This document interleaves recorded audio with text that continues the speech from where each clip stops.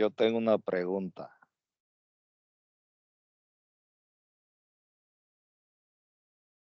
Pregunta. Adelante, adelante, pregunta. ¿Cómo podríamos ampliar más lo del árbol mundano? Alguien que tenga ideas del árbol mundano. Bueno, Porque a eso lo que parece yo que va a venir enseguida también.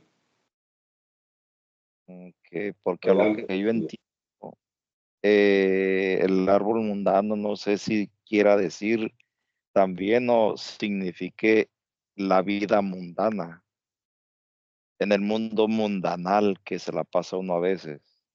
No sé si por ahí va, si hay otras ideas para ver si le agarro yo el hilo, a ver qué analogías hay por ahí, sería.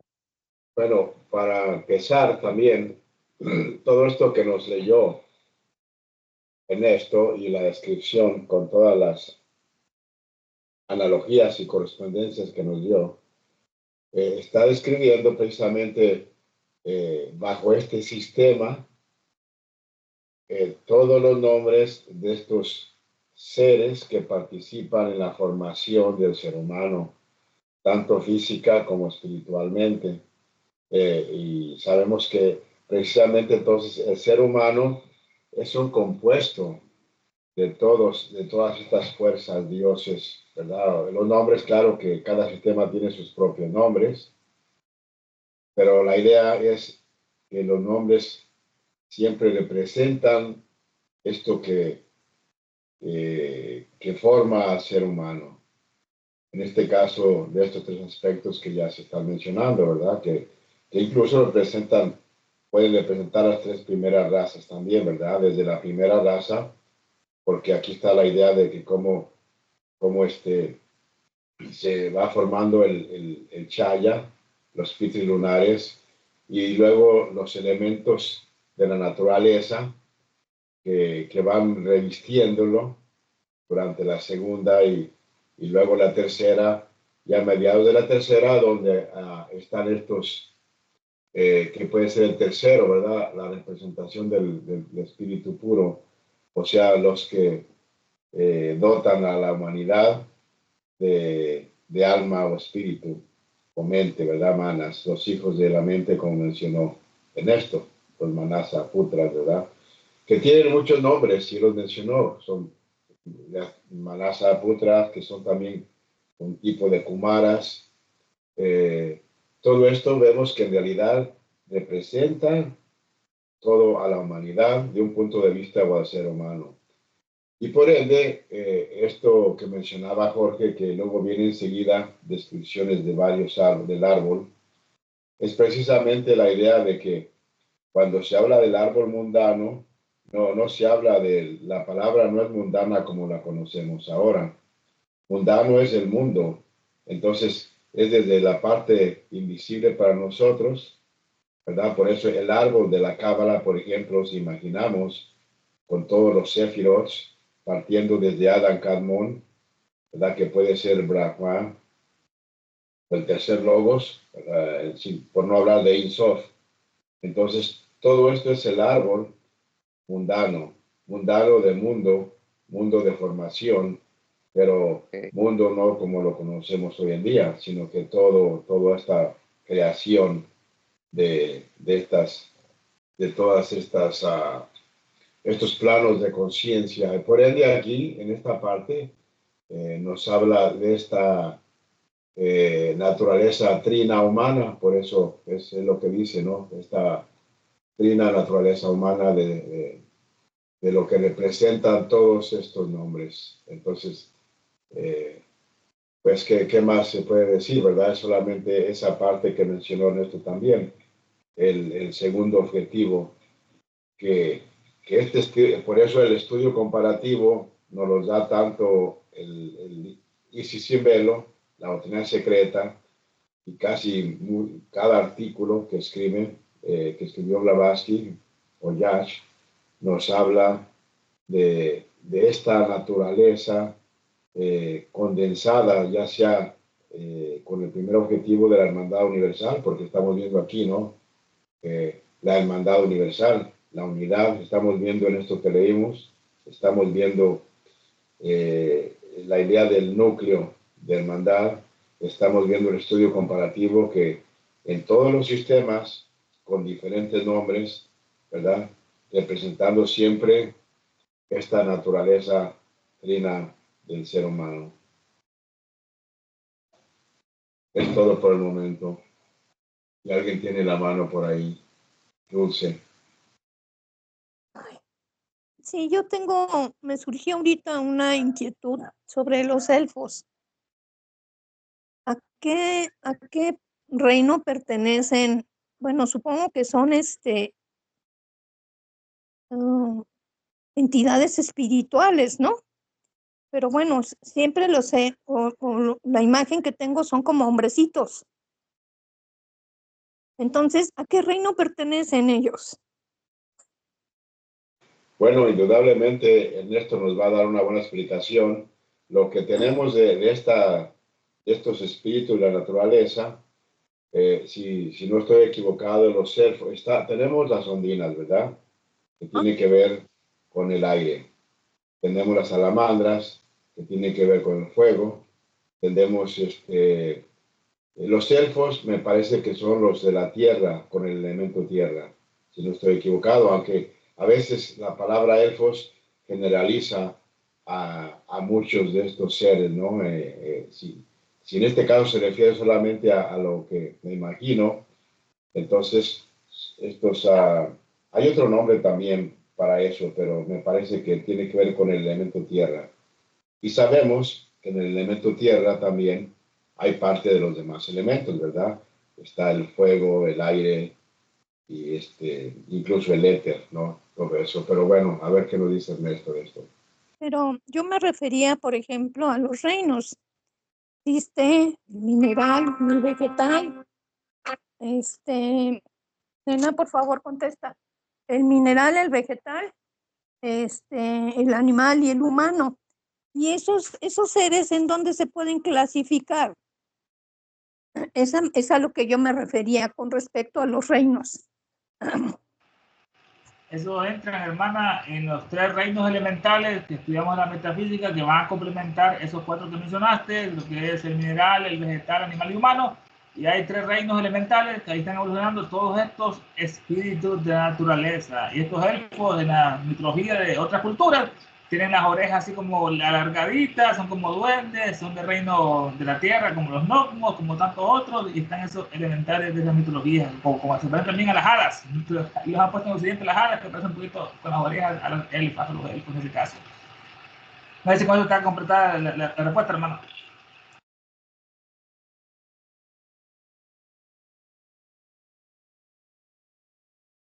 Bueno, yo creo que sí pertenecen al mundo elemental porque pues muchos los antropomorfizan en monos, en duendes, pero es parte de, como dijo Roberto también ahí de toda la clase, esta es de la clasificación elemental. Lo de esto de lo que está preguntando Dulce. Pero claro, todos ellos residen de nosotros.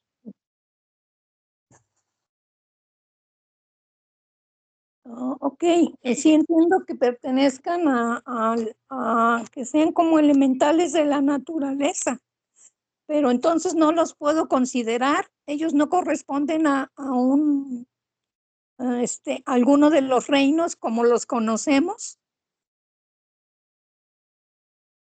Esa clasificación, que es la más conocida por la biología, ¿no? Es totalmente materialista, hermano, en ese caso. Nosotros estamos acá buscando lo que es la espiritualidad, que lo abarca todo, no esa visión parcial que aquí desde niños nos lavan el cerebro, ¿no? Que venimos del mono, que solo hay 4 reinos, que aquí, que allá, pero todo en naturaleza es sectenario en todas partes.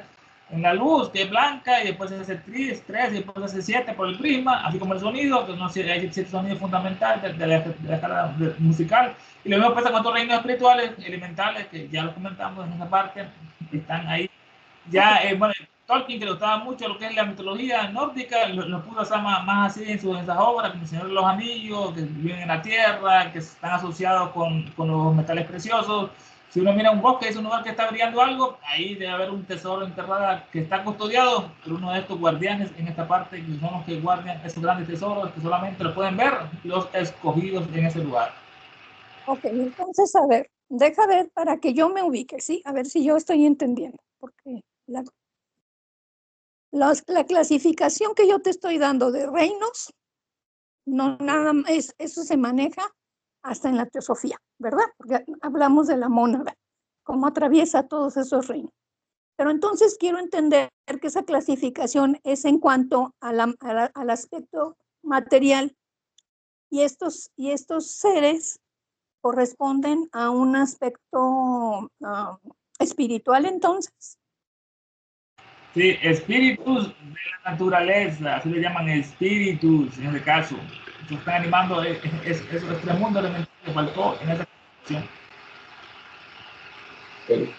En este caso, si estoy entendiendo la pregunta,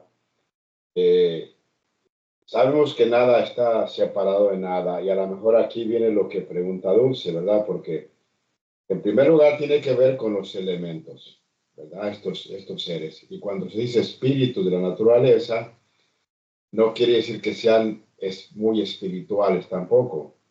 El espíritu, diríamos, del elemento tierra, serían los espíritus del elemento tierra que todavía no están muy avanzados, así como los de los espíritus de los demás elementos. Más bien estos espíritus son lo que responde a todos los deseos y pasiones humanas, porque estos seres elementales, como se mencionó, ¿verdad? En este caso, Ernesto lo mencionó, tenemos los tres reinos elementales, ¿verdad? Que se encuentra como el reino elemental, nada más. Y luego el reino mineral, el reino vegetal, el reino animal y el reino humano. Entonces, tenemos desde este punto de vista, viendo que el reino elemental se divide en tres, ahí tenemos este septenario otra vez. Pero a lo que voy es de que cuando se hablan del espíritu de la naturaleza, voy a repetir de que no es que sean muy espirituales, sino que es la contraparte de estos elementos. Por eso cuando se habla de los gnomos, se dice que se corresponden a la tierra, ¿verdad? Y se habla de las ondinas, corresponden al agua. Los silfos, los silfides, corresponden al aire. ¿Y cuáles me faltan? Las salamandras, ¿verdad? Que son espíritus del fuego. Entonces, no sé si tenga específicamente un reino que se le pueda dar aparte de elementales, ¿verdad? Porque son elementales y entonces uniéndolos a estos elementos están en proceso de evolución. Por eso entonces nosotros esencialmente incorporamos estos elementos y estos espíritus, aunque a veces se nos manifiestan externamente, ¿verdad? Como en muchas leyendas, que hay personas que a veces les salvan la vida, hay unos que son traviesos. Tiene que ver esto también con los elementales, ¿verdad? Porque todo esto tiene que ver con el mundo elemental y por ende en esta parte más de sistema se les acerca más a los elementos como yo lo entiendo. Pero bueno, qué buena pregunta, así de que eso te va a hacer estudiar más, Dulce. Ya sé, gracias.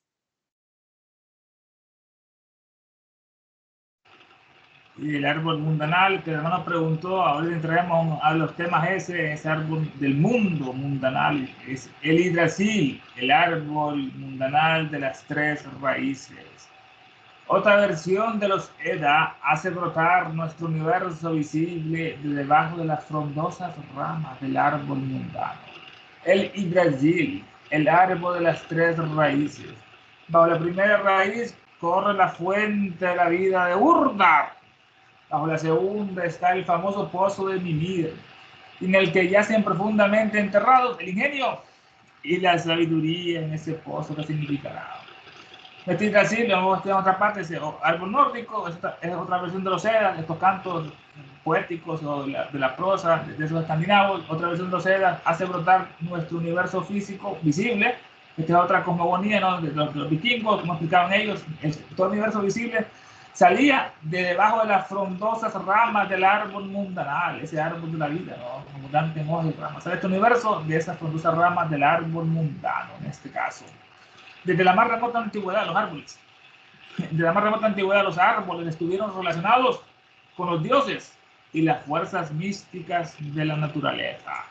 Cada nación ha tenido un árbol sagrado con sus peculiares características y atributos basados en propiedades naturales y también a veces en propiedades ocultas. Como estuvimos viendo en la última sección, que le cortaban el aliso, lo cortaban, que era mujer, y la madera era blanca y después se volvía roja. Y pensaban que estaba embrujado, que era sangre. Eso simbolizaba esas propiedades ocultas de ese árbol. En otra parte, analiza la naturaleza secreta, profundiza más acerca del árbol, el cocodrilo y otros grandes misterios. Desde la más remota antigüedad, todos estos árboles están relacionados con las fuerzas, con los dioses y las fuerzas místicas de la naturaleza. Una explicación de los árboles. Otra versión de la Edda hace brotar nuestro universo visible de debajo de las frondosas ramas del árbol mundanal. Es el Yggdrasil, el árbol de las tres raíces. Es el Yggdrasil de los nórdicos. Este es el árbol mundano de la cosmogonía escandinava. El árbol del universo, del tiempo y de la vida. Los semitas eran de la inmortalidad, del bien y el mal y el conocimiento. Bueno, el árbol del universo, del tiempo y de la vida. Así está el tiempo como cronos y la vida. Es esa oleada de vida. Las mónadas. Tiene tres raíces del árbol que llegan hasta el frío gel. Una raíz no, al infierno de los vikingos no era de fuego, porque ellos vivían en hielo y ellos pensaban que su infierno era totalmente en hielo, mucho hielo, horrible hielo, ¿no? Tiene tres raíces que llegan hasta el frío gel, al infierno de ellos, y de ahí se extiende esa raíz hasta los Jotunheim. O el país de los gigantes de hielo, de Muris Atlantes, en nuestra visión. Y también la raíz llega al infierno, a los gigantes y a Midgard, o sea, la tierra. Va a crear los tres reinos, la tierra, la mansión de los hijos de los hombres. Esa raíz no, ya por todas partes, al infierno, a los gigantes y a los hombres. Sus ramas del árbol superiores se extienden hasta dentro del cielo. Las ramas superiores del árbol llegan hasta el cielo. Y su rama más elevada cubre con su sombra el Valhalla. El Valhalla de los nórdicos, que es el de Bachan de ellos, el paraíso de los héroes caídos en el campo de batalla. Así según ellos, así se ganaba el paraíso, era siendo valiente en la guerra, no como piensan los cristianos, no que ser bueno, es decir, más sumiso, bondadoso, para ganarte el cielo, como decía San Pablo en una parte, con la violencia se conquista el cielo. Bueno, en su rama más elevada de este árbol, de este Yggdrasil, cubre con su sombra el paraíso de ellos, el Valhalla, el de Bachan, de los héroes caídos en el campo de batalla. Ahí van las valquirias y lo agarran y lo suben a su caballo y se van cabalgando a ese paraíso. El árbol este Yggdrasil es siempre fresco y verde, puesto que diariamente es regado por las normas, las tres fatales hermanas. Este árbol simboliza el universo, ya tenemos una aplicación del universo, y he regado ese árbol porque he regado diariamente con esa fuente de la vida de Urdal, por las tres hermanas fatales, las hermanas del destino. Aquí entran en otra visión. Estas tres hermanas son lo pasado, lo presente y lo futuro. O sea, el tiempo, nos dice al final de la doctrina secreta, es el gran misterio, la Trinidad, el pasado, presente y futuro, pero los tres son una misma cosa, ¿no? Lo pasado, lo presente y lo futuro. No, las normas o las parcas es lo pasado, lo presente y lo futuro. Con las aguas de la vida de Urdar, de la fuente de Urdar, que fluye en nuestra tierra, riegan el árbol que se mantiene verde y lozano, con la fuente de Urdar. Este árbol se secará y desaparecerá solo el día en que se libre la postrera batalla entre el bien y el mal, ¿no? El apocalipsis entre los cristianos. Ahí se va a dejar el universo, ¿no? Se va a aparecer en el mapa, ¿verdad? Prevaleciendo el bien, como siempre, el bien va a prevalecer, prevaleciendo el bien, la vida, el tiempo y el espacio, tiempo y vida, de la Trinidad, salgan de qué? Salgan de la vida, del tiempo y el espacio. O sea, salgan del tiempo manifestado, del espacio manifestado y entren a la inmanifestación, que es la única realidad, como decía el hermano, el Ensoc, que es lo negativo, el parabragma, en ese caso es no cosa. Este es el Yggdrasil. Otra versión de los Eddas hace brotar nuestro universo de debajo de las frondosas ramas del árbol mundano. El Yggdrasil, el árbol de las tres raíces. En el Valhalla no hay ni un judío, dicen los nórdicos, no hay ni un judío en el Valhalla, porque no son valientes, no, porque todos los judíos son cobardes, mentirosos y son ambiciosos, inventan guerra, pero no van a luchar ellos. El Yggdrasil, el árbol de las tres raíces. Bajo la primera raíz, vamos a estudiarla, corre la fuente de la vida de Urdar. Esa fuente de la vida de Urdar es la sagrada fuente que brota bajo el fresno Yggdrasil. Es la ambrosía, le dicen otros, el néctar de los dioses, el soma, dicen los hindúes, o el amrita, esa espiritual bebida. Esta fuente de Urdar dicen que cura toda enfermedad. Toda enfermedad, literalmente. Este es el néctar, la ambrosía de los dioses, le cura toda enfermedad y rejuvenece a los humanos. Esto no es ficción, entonces, con varios adeptos se han rejuvenecido. Esto es como el alcajés, en su sentido espiritual más alto, es el alcajés de los alquimistas, que la enfermedad expulsa del cuerpo todo germen de enfermedad y se rejuvenece, imagínense. Como dicen que ocurrió con el gran adepto Apolonio de Tiana, que el mundo cristiano lo ha ocultado, porque Cristo vino para los pobres y Apolonio vino para los ricos, y la Iglesia Católica quería gente tonta, pobre, miserable, ignorante, para usar de ellos en todo el sentido de la palabra, y no quería gente inteligente con dinero, porque ellos no se dejan lavar el cerebro por los católicos. Bueno, se dice que Apolonio, cuando llegó a los 100 años, tuvo muchas aventuras. Elena nos dedica un capítulo muy entero en la Doctrina Secreta de Apolonio de Tiana, a Tamis, que era su amanuense, que escribió su historia, que al cumplir 100 años Apolonio de Tiana entró a un templo de Apolonio, y ahí no murió, como se cree, sino que se rejuveneció, como los maestros, como el maestro Cache, como el maestro M, ese poder que han vivido muchas centurias, muchos siglos en este planeta. Es la fuente sagrada de Urdar, esa misteriosa Urdar, ya hemos analizado, que dice que tiene los más importantes, esa fuente de la juventud, donde estará oculta. Bajo la primera raíz de ese árbol de Brasil está esa fuente de Urdar. Bajo la segunda raíz está el famoso pozo de Mimir. Este pozo, según la mitología escandinava, contenía las aguas de la sabiduría primitiva, las aguas, como la casa, ¿no? Bebiendo las cuales Odín, el Zeus de ellos, no el Odín, obtuvo conocimiento de todos los sucesos pasados, presentes y futuros. Todo está en esos registros acásicos.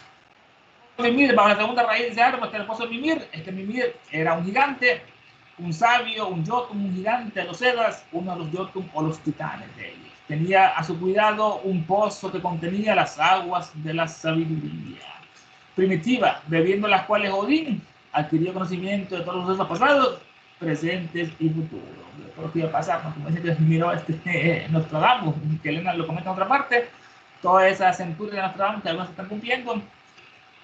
Bajo la segunda, bueno, del árbol de Asir, bajo la segunda, la primera estaba la fuente de la vida de Urda, la segunda está el famoso pozo de Mimir, primero la vida eterna, primero la sabiduría, en que yacen en ese pozo profundamente enterrados el ingenio y la sabiduría, profundamente enterrados, como estaba Aletheia, oculta la verdad entre los pueblos griegos. En ese pozo yace profundamente enterrado el ingenio y la sabiduría. Saber es poder. Dice acá bueno, en la traducción, según otra versión de la edad, el universo visible surgió del centro de las frondosas ramas de Yggdrasil, el árbol mundanal de las tres raíces. Por debajo de la primera raíz corre el manantial de vida, Urdar, y debajo de la segunda raíz está el famoso pozo de Mimir, en cuyo fondo se ocultan la inteligencia y la sabiduría. Hermanos, un comentario, punto de vista que nos puedan decir acerca de esa fuente de Urdar, los adeptos, de esa que cura toda enfermedad, ese alcajés, ese ambrosía, o nos dicen algo acerca de esta raíz misteriosa de este árbol. Hermanos, los micrófonos son de ustedes.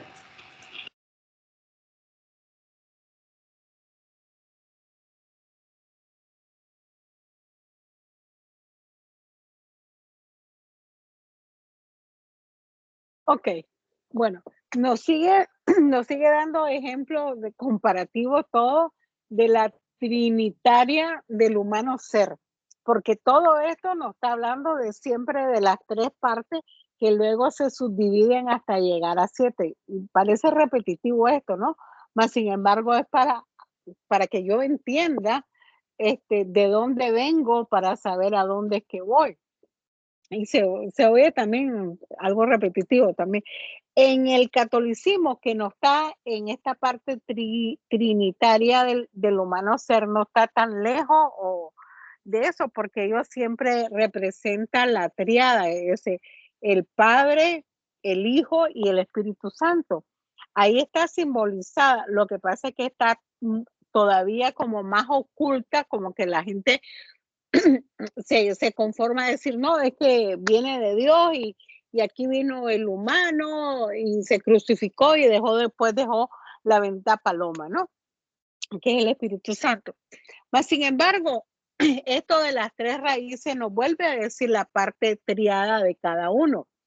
En el árbol, aquí viene también el Bhagavad Gita, porque en el Bhagavad Gita nos habla también que las raíces son los apegos que hay. Pero vamos a la parte superior que nos habla ahí. La parte superior es como es la parte interna, ¿no? O la parte atmática, que atmática parece que fuera del asma, ¿no? La parte superior que sin querer queriendo, hay veces que nosotros lo vemos y en la clase de ayer miramos, ¿no? Que esa parte no se involucra en la otra. Más sin embargo, en otra parte, si vemos la Constitución, sí tiene influencia, pero no le afecta. A ver, no sé si me doy a entender.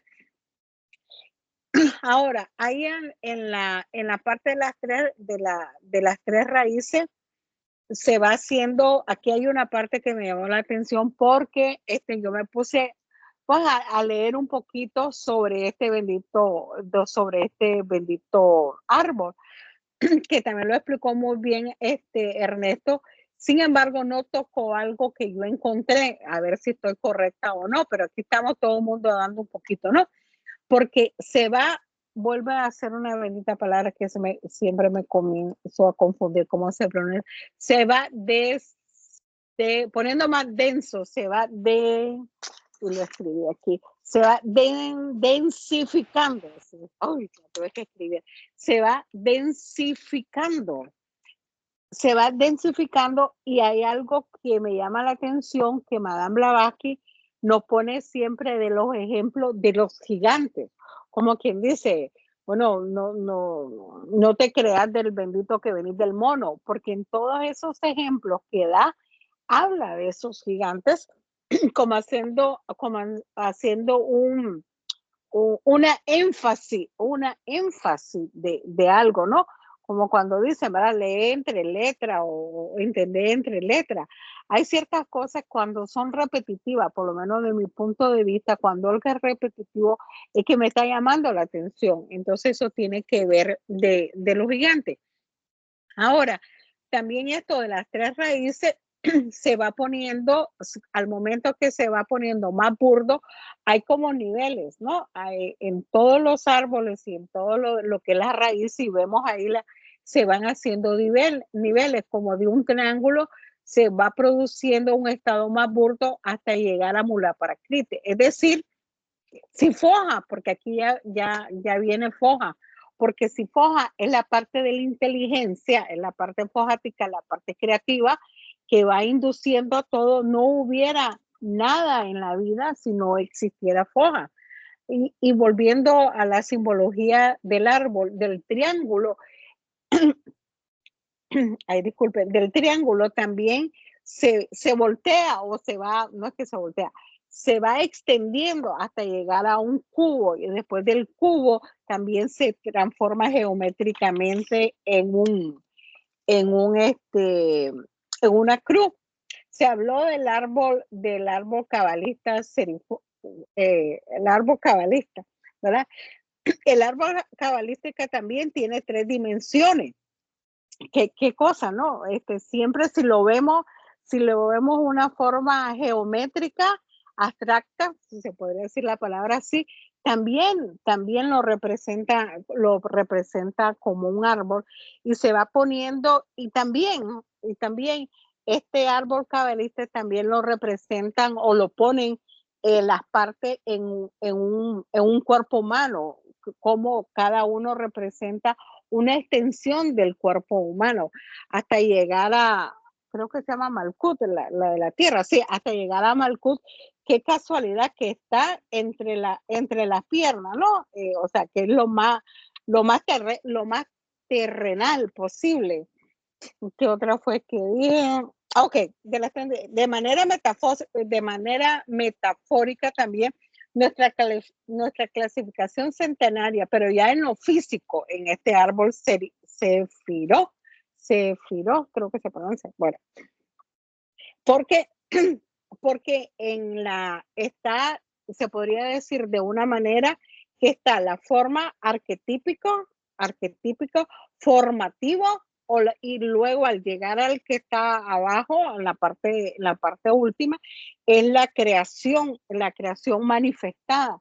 Entonces volvemos a lo mismo, ¿no? Que todo esto es una repetición para entender que en diferente edad, en diferente tiempo y en diferentes pueblos, se habló de lo mismo, que todos estaban pensando lo mismo y estaban demostrando lo mismo para llegar a la unidad. Por eso es que el segundo objetivo nos vuelve a de que no existe la mamacita de Tarzán ni la de Chita, sino que, ay, qué ejemplo el que di, disculpen, sino que todos en sí venían de la misma fuente. ¿Y eso qué quiere decir? Interesante, ¿no? Que todos vienen, la manera de interpretar viene de la misma fuente. Solamente, gracias.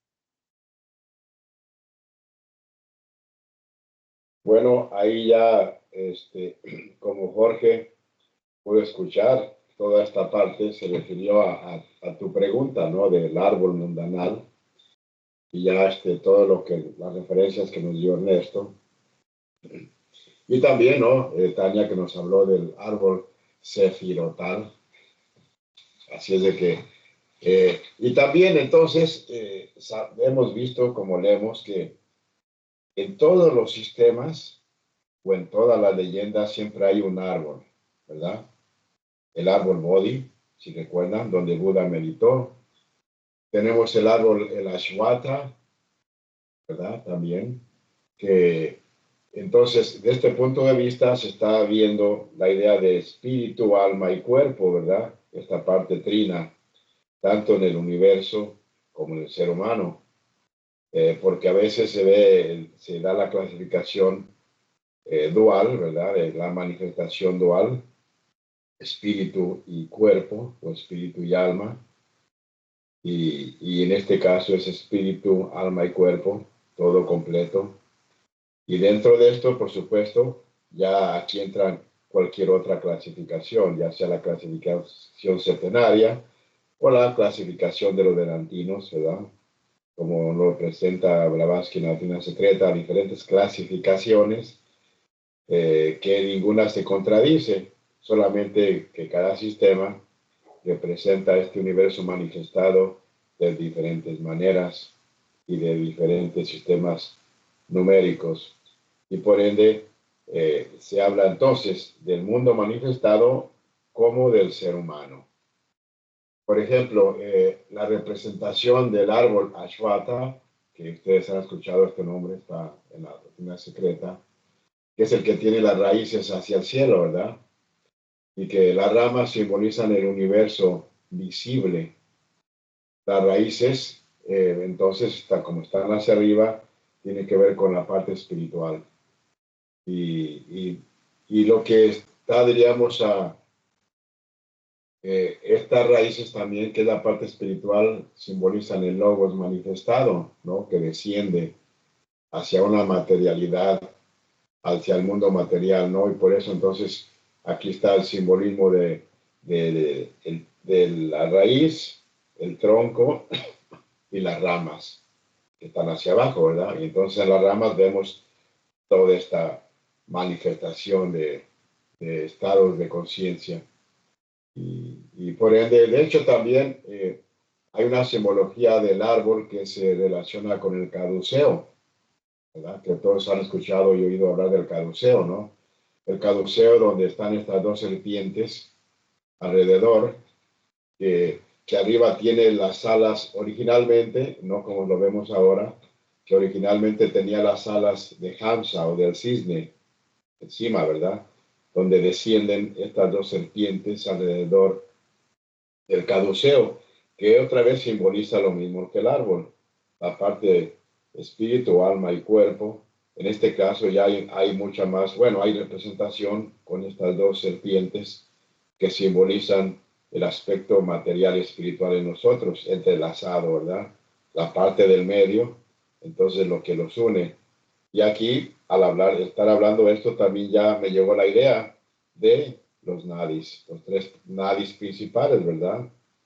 De que se presentan muchas veces, que está la parte media, que se me fue el nombre ahorita, ¿verdad? De estos nadis, y que por un lado también la serpiente representa lo que estuvimos hablando anteriormente del ser humano, la parte lunar, lo representa una serpiente, la parte solar lo representa la otra serpiente, o sea, nuestra naturaleza espiritual y material, y luego en la parte media. A ver si alguien se acuerda de los nombres. Ida, Pingala y Shushumna, ¿verdad? Entonces, Ida representa la parte lunar de nosotros, el vehículo, los pitres lunares, etcétera, etcétera. Pingala representa la parte solar de nosotros. Y Shushumna sabemos que es la parte media, que es es el tronco, se va hasta el tronco del árbol, ¿verdad? La mitad del árbol, de donde surgen las ramas, y se va hasta el tronco arriba, donde están sus raíces, en la parte manifestada. Bueno, ahí me detengo para que alguien más hable sobre estas ideas, correspondencias que tiene que ver, por supuesto, ¿verdad?, con la humanidad y con el universo manifestado.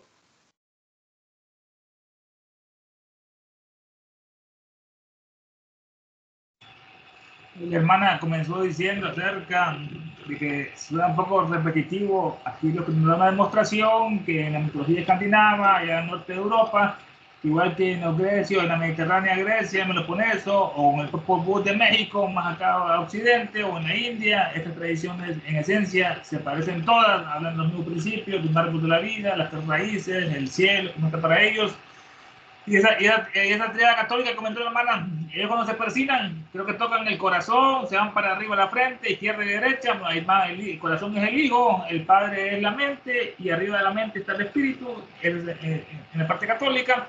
El Espíritu Santo, cuando descendió, fue en el Pentecostés, dicen ellos, 50 días después que Jesús se elevó a los cielos, o sea que Jesús llegó con cuerpo físico, igual que Elías y el otro de Enoch, llegaron al Chambal, a Lagarta, pues llegaron ahí a la mansión de los dioses, donde hay unos maestros, fueron arrebatados un cuerpo físico. Jesús, 50 días después, descendió el Consolador, en ellos el Espíritu Santo, y así ellos comenzaron a curar personas, a hablar otros idiomas sin necesidad de estudiarlo, como hacen otros iniciados.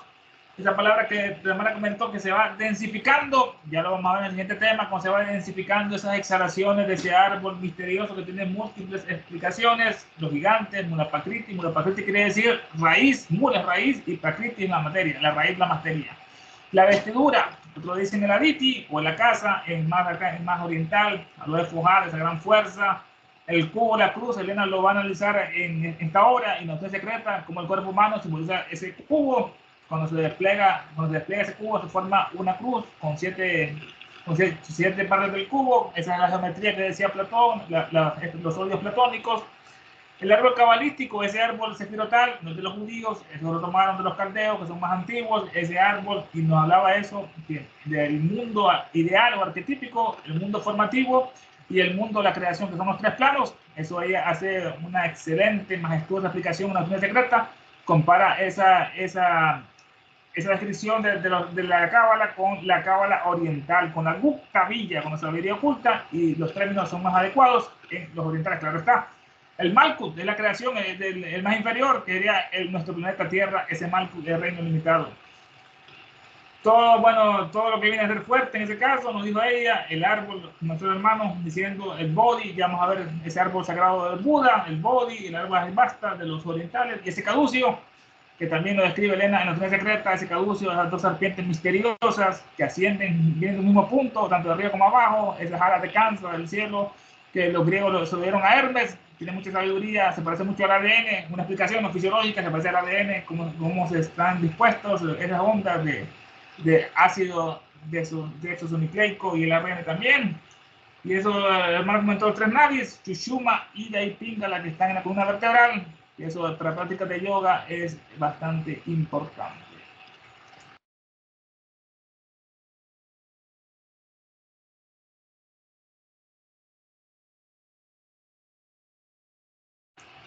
Bueno, acá el PDF dice lo siguiente acerca de la traducción, como lo leímos acá. Dice, según otra versión de Leda, el universo visible surgió del centro de las frondosas ramas de Yggdrasil, el árbol mundanal de las 3 raíces. Por debajo de la primera raíz corre el manantial de vida de ese Urdar, y debajo de la segunda raíz está el famoso pozo Mimir, en cuyo fondo se ocultan la inteligencia y la sabiduría. Odín, Wotan, pide un vaso de agua de este pozo y lo consigue en condición de dejar un ojo en prenda. Ese es ojo, ¿para qué lo dejó? Este es el tema. El ojo de Odín simboliza la deidad que se revela a sí misma. Odín, el Alfadir, pide un trago de esta agua de Urdar, de sabiduría, y lo consigue. Pero se ve obligado a dar en prenda uno de sus ojos por ella.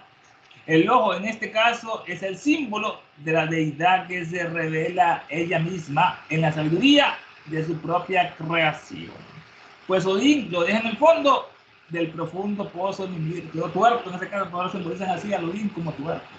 Nuestro Odín, la mitología nórdica, el Zeus de aquellos, se le ha considerado como el Marte escandinavo, el Marte rojo, el dios de la guerra, porque es el dios de las batallas y adopta por hijos suyos a todos los guerreros que mueren con las armas en la mano. O sea, los vikingos les gustaba la batalla, no eran muy fríos, esa naturaleza los volvió muy malos, ¿no? A los vikingos decían ellos que su dios, bueno, van al cielo y los adopta como hijos a todos los guerreros que mueren con las armas en la mano.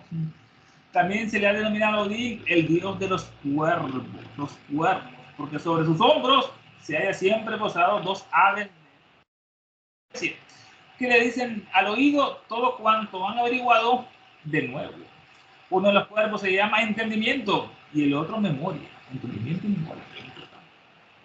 Odín lo suelta todos los días y después de haber recorrido el mundo, vuelven a la universidad y le cuentan todo a su madre. El Alfadir, hasta no está en español la traducción, el Alfadir quiere decir el All-Father, el padre de todo, pues el padre de todo. Odín pide un trago de esta agua de Urdar, el agua de la sabiduría primordial. Al tomarla conoce todo lo que es pasado, presente y futuro. Imaginen qué poder es, conoce el pasado y el futuro. Y lo consigue, pide el trago de agua a Mimir y se lo da, lo consigue, pero se ve obligado a dar en prenda uno de sus valiosos ojos por ella. Este ojo va a representar el tercer ojo, que está, antes era visible, está en la parte posterior, en la occipital, y después por el mal uso se fue atrofiando y está dentro ahora en la glándula pineal. Bueno, lo dejó este tercer ojo como en prenda, pues probar esa sabiduría, no sé, el pasado, presente y el futuro por ella.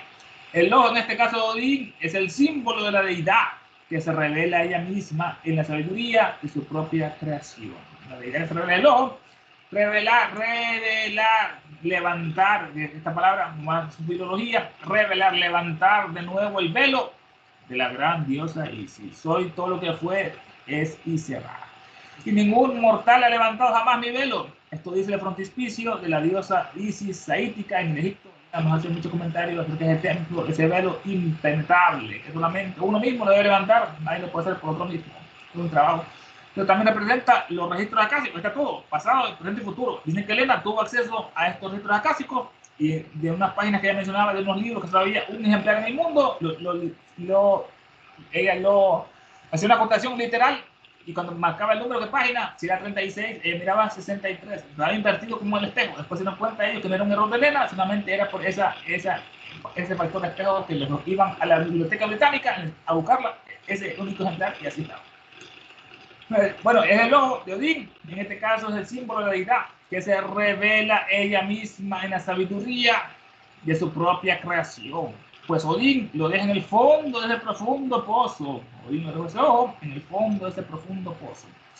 Este pozo también puede simbolizar ya en una explicación anatómica, que tiene 7 explicaciones ocultas. En la fisiología y anatomía, bueno, hay se llama un hueso que está en el cráneo, que se llama el hueso esfenoide, que está en el cráneo. Ahí tienen una masilla turca, que se llama así, ubicada en este hueso esfenoide. Ahí se encuentra la glándula pineal. Importante, la glándula pineal. A pesar de todo lo que es el avance de la ciencia médica, anatomía, el ser humano todavía no sabe, el médico anatomista o fisiólogo, para qué sirve esa glándula pineal. Como si fuera algo que no fuera útil en este cuerpo humano que es tan perfecto, con microcosmos, ¿no? Una función que es importante.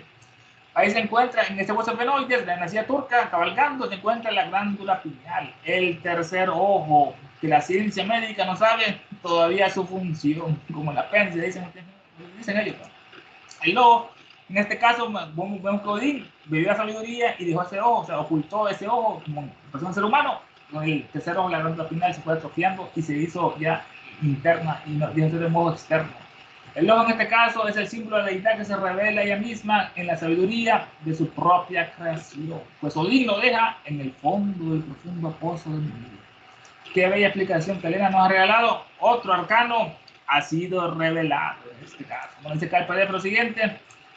Odín pide un vaso de esta agua, de este pozo de la sabiduría primitiva, y lo consigue con la condición de dejar un ojo en prenda en este caso. Este ojo es el símbolo de la divinidad, porque Odín lo deja en el fondo del pozo en este caso. Hermanos, comentarios, preguntas, hermanos, sobre esta parte de Odín, el ojo, el tercer ojo, nos están dando opinión, algún comentario sobre eso, hermanos.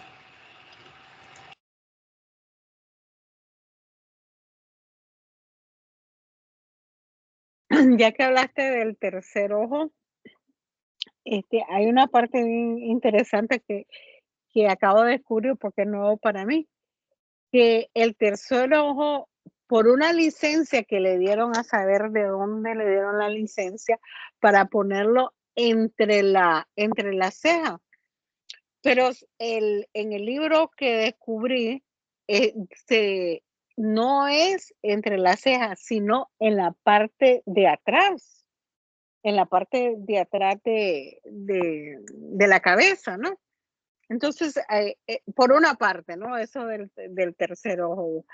Y otra cosa, la simbología que tiene el ojo en sí, porque aquí no se está hablando de, me parece a mí, ¿verdad? Porque si está hablando de cosas simbólicas, no me está hablando del ojo del ojo físico, el ojo físico, que es bien bonito, por supuesto, el mío, pero no se está hablando de ese ojo, sino se está hablando del ojo interno.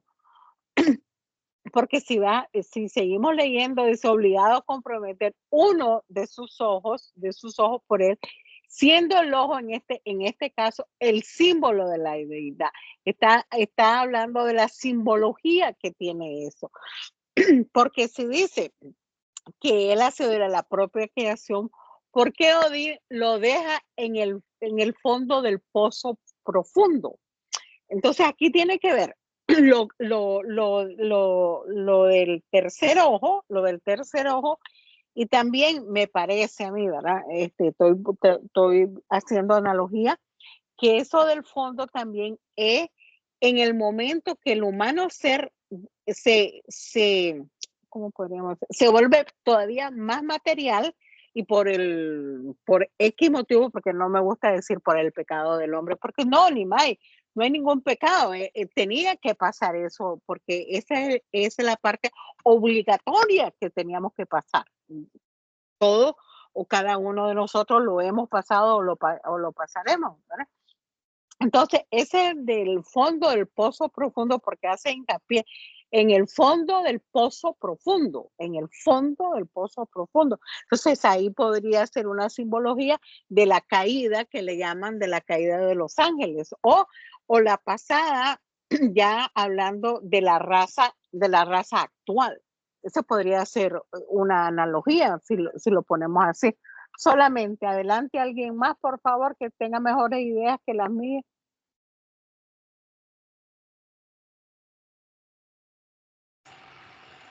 Sobre eso, interesante, en mucha literatura anterior se creía que el ojo estaba en la frente, que era como los cíclopes que describía Homero, que solo tenía un ojo, que Polifemo, que se querían comer a todos los navegantes de Odiseo.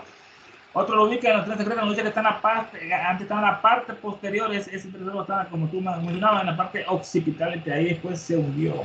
Sobre la caída de los ángeles, Elena le dedica un capítulo muy interesante en la Trinidad Secreta, Dice que se podría escribir un tomo completo acerca de ese grande misterio de esa caída de esos ángeles que simbolizan, pero sí es cierto que hubieron ciertos errores en la evolución, cuando se juntaron lo que son estos con las grandes especies animales, se unieron hombres, humanos, y ahí crearon lo que es el mono. No es que el hombre viene del mono, no, el mono es un hombre degenerado, producto de esos pecados de los padres, ¿no? Dice, mudo la estancia, mudos nacieron, mono, para contemplar el pecado de sus padres.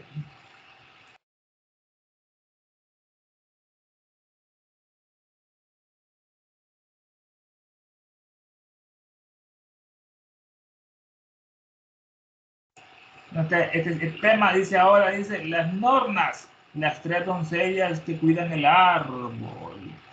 El cuidado de este árbol mundanal está confiado a 3 doncellas, las nornas o las parcas, Urdar, Verdani y Skul, por el presente, el pasado y el futuro. Cada mañana, mientras fijan el término de la vida humana, de cada persona, ¿no? Extraen agua de la fuente de Urdar y rocían con ella las raíces del árbol mundano para que pueda vivir.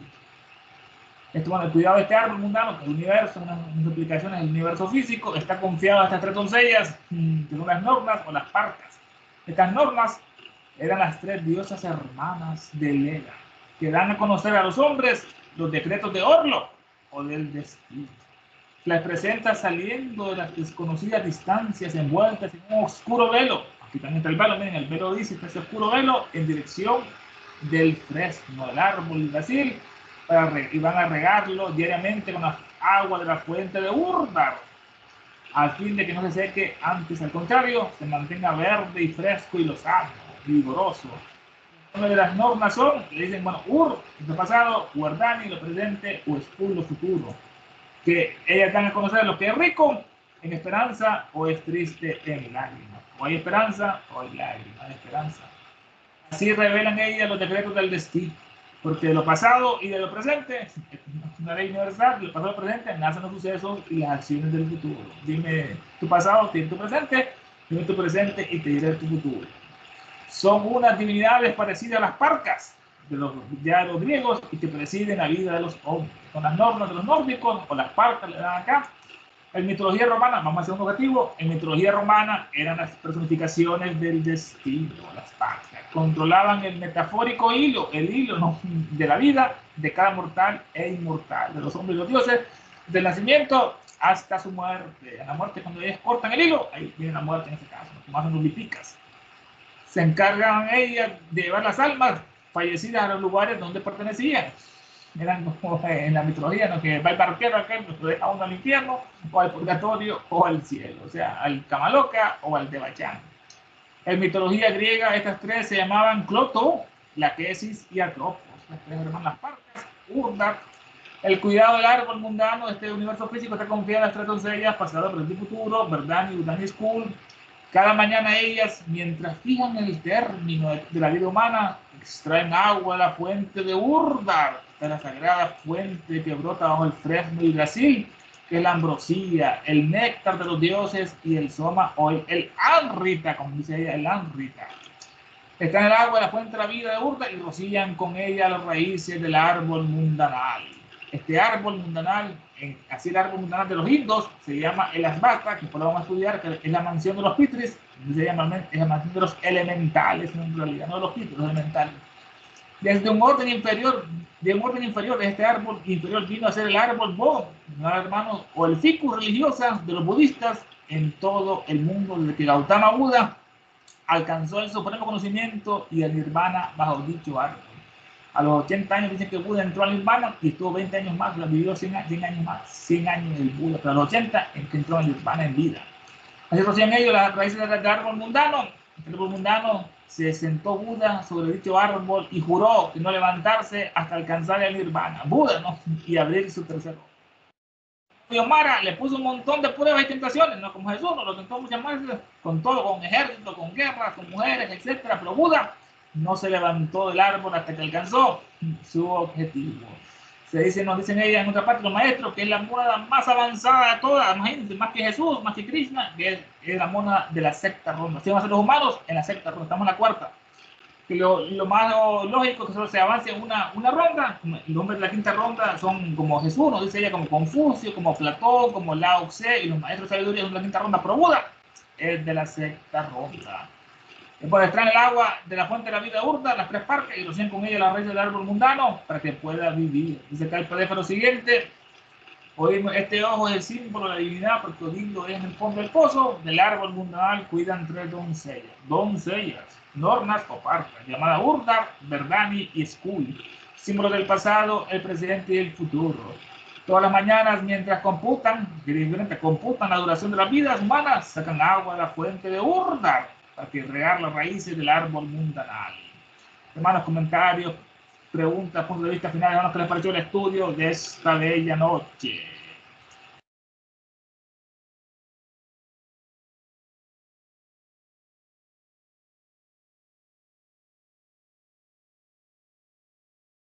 Fantástico, Ernesto, fantástico, sí, que siempre vamos aprendiendo un poquito cada día, ¿no? Porque esto es, yo creo que para toda la vida y la vida que viene. Gracias, Ernesto, y gracias a todos. ¿Alguna otra pregunta que tengan? Levanten la mano, muchos están levantando la mano. Sí, ya es hora. Gracias. Ok, gracias pues. Entonces, buenas noches. Lo esperamos en el mismo canal a la misma hora. Buenas noches a todos. Gracias. Gracias, Ernesto. Gracias a todos. Buena noche. Buenas noches, Dulce.